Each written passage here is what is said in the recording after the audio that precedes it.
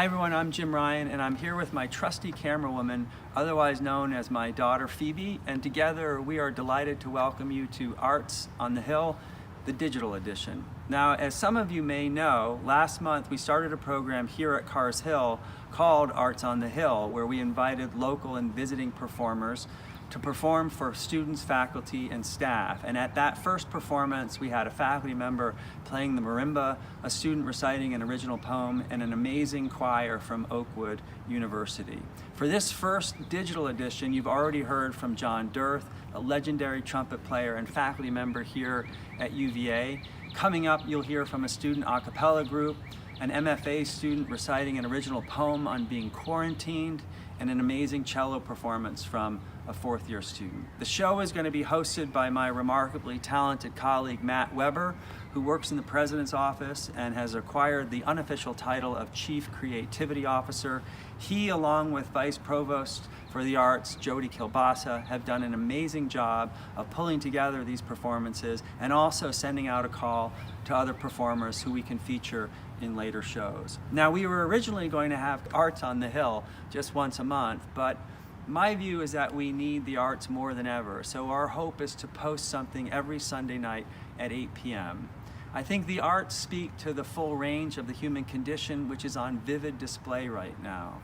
Sorrow and joy, tragedy and triumph, selfishness and selflessness. And it's a time for us, through the arts, I think, to connect as a community. Because the arts remind us of the transcendent and the enduring. Isn't that right, Phebe? Yep. Yeah, that's what I thought too. So, on behalf of Phebe and myself, welcome to some of you and welcome back to others. I hope you enjoy the show. Thanks, B. Yep.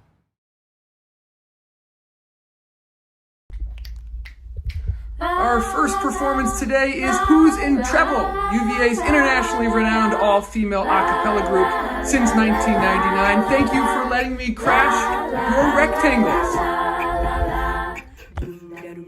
There ain't nothing to write home about, there's no one in particular who's making you modify. On a Monday, get together, and by Friday you've already phoned you out of the goodbye. You wanna get lost tonight, gotta give it to the feeling. You wanna get lost in the feeling, gotta give it to the night. When somebody turned around and give you something to believe in, you get something to do. You gotta lay it on the line and hope it don't get steady. He said, Mama, give the ground, I'm walking out of the straight line if we reach, no, it's steady. I gotta give it to the night, gotta give it to the night, gotta give it to the night. And I've slowly not been broken from the back because I'm beating and I felt it already. Oh, it ain't worth it. Being hurt by love, being hurt by love, is it worth it? Being hurt,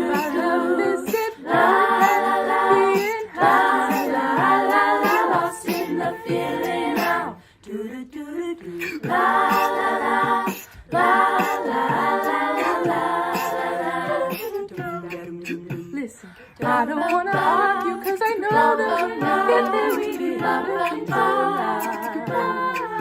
And I wanna sing my part and then you take it off hard and then we do it all right. I wanna get lost in the night, gotta give it to the feeling. Get lost in the feeling, gotta give it to the night. We keep looking up to nothing, I can feel the ghost coming up to me in my soul. Oh, we were there.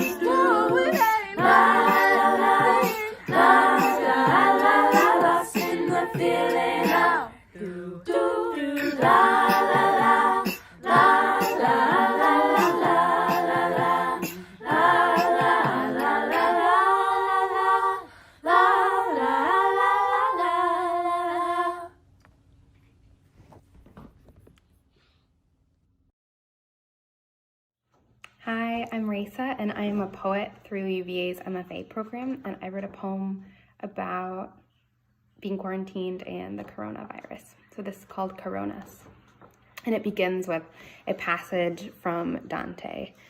So it's nella profonda e chiara sostenenza dell'alto lume parve tre giri di tre colori e di una contenenza.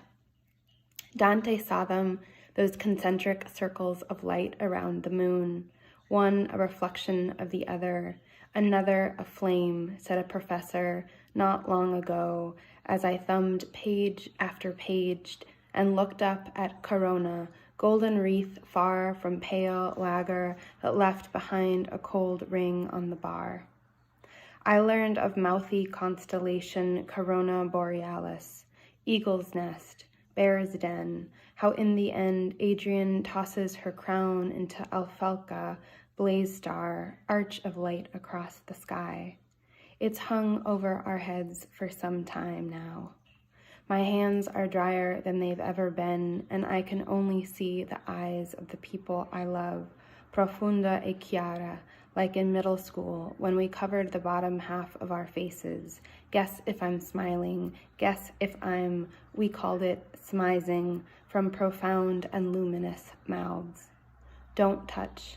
Dante looked and was not blinded. Love told him, I am like the center of a circle. Every night I walk home, I stare straight at the moon. Beautiful poetry, Raisa. And for anyone who wants to learn more about what she's writing or has written, you can check out her website. And if I'm doing an okay job editing this show, it's going to show up right here. The URL should be right here. If we're going to be bringing up Dante, though, golly, the phrase that I've been thinking a lot about is abandon all hope, ye who enter here. These are trying times. These are scary times, and I must say that what gets me through it is knowing that in the Divine Comedy, things are bad in the Inferno for sure, but Virgil gets us through that, gets us through Purgatorio and to the Paradiso. So I'm really counting on a bunch of Virgils out there who know a little bit about pandemics to help out, and I see that every day, and I'm very grateful. And in terms of more metaphorical, artistic Virgils who can nourish our hearts these days, our last performance is certainly one of them. John Kanu is a fourth-year cellist, and what he's about to perform for you from the deck of his house, I think will give you chills. Nessun Dorma. Thank you, John.